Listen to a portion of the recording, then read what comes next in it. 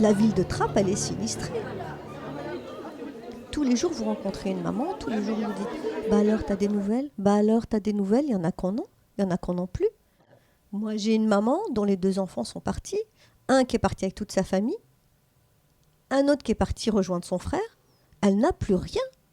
Dans les familles de certains de nos élèves sur le territoire, bien entendu, il y a eu des départs. Il y a eu des départs qui se sont échelonnés sur les années 2014-2015. Et ce sont des familles qu'il a fallu accompagner parce qu'elles étaient démunies. Et il faut bien penser que dans une fratrie, quand il y en a un qui part, il y a ceux qui restent. Et ceux qui restent, ce sont des plus petits. En général, ils sont soit au primaire, soit au collège. Et ils se posent des questions. Ils ont un très gros sentiment de culpabilité, quelquefois d'être stigmatisés. Donc, à nous de ne pas mettre de tabou là-dessus, de pouvoir discuter avec eux et de les aider à se poser des questions parce que c'est déjà important de se les poser. Et pourquoi pas de trouver des réponses.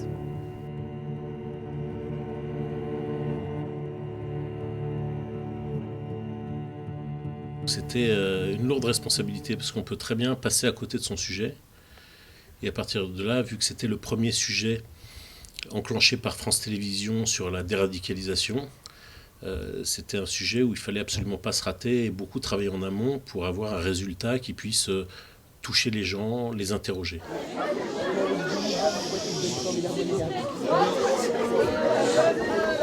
Putain, Cham, tu vas voir Sciences Po et tu vas faire la pire connerie de ta vie. Ce film, quand j'ai entendu un jour une mère dire « si j'avais vu ce film avant, mon fils ne serait pas mort en Syrie », que ce soit vrai ou pas, le fait qu'elle puisse le dire, était un sentiment très étrange, c'est-à-dire d'avoir un film qui soit actif en fait sur les gens. Et quand on sait que il y a eu 5,2 millions de spectateurs, plus après 600 000 en une semaine qui ont revu le film, et que 25% étaient entre 18 et 25 ans, on se dit que le film a vraiment été actif.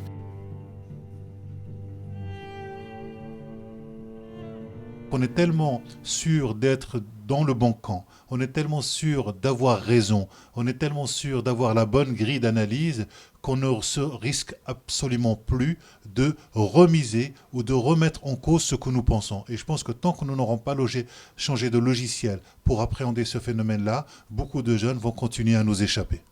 Parce qu'ils sont en train de nous dire quelque chose et nous ne voulons pas entendre le malaise d'une grande partie de notre jeunesse. Moi, la défiance à mon égard est totale. Les jeunes dont nous parlons ne regardent pas le journal de 20 heures. Ils sont sur Internet, ils sont sur le mobile. Mais moi, il faut que je leur parle. Il faut qu'on se retrouve. Et c'est une urgence énorme. Merci beaucoup, Rachid Bazi. On va essayer d'expliquer comment on fabrique l'information, comment on peut fabriquer des coups du coup de foudre. Il faut que vous sachiez comment c'est fait. Et comme ça, vous pourrez le repérer.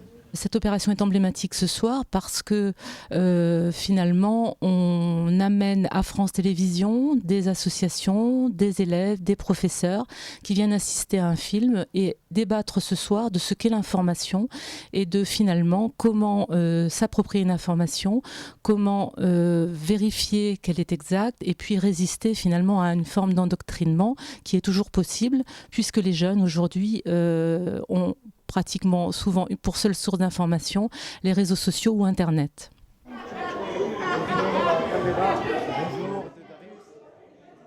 Ça m'a touchée beaucoup parce que de voir cette mère souffrir et d'essayer de se protéger sa fille le maximum qu'il peut. Et sa fille est tellement prise dans cet grand âge de partir, d'être amoureux de quelqu'un qui est parti. Et c'est ce qui se passe aujourd'hui. C'est pour ça que c'est bien pour nos jeunes, pour ouvrir un peu l'esprit, pour les sensibiliser un peu et de les responsabiliser, c'est important. Le film, je trouve qu'il était génial, il a beaucoup reflété la réalité de ce qui se passe, d'après ce qu'on m'a raconté. Enfin, la maman, j'avais l'impression de voir d'autres mamans du collège qui se battent. Et ce que vous avez fait là ce soir, je trouve ça super bien. Et donner la parole aux enfants, c'est encore mieux parce qu'ils expriment avec leurs pensées de leur âge, bien sûr. Mais bon, voilà. Donc merci.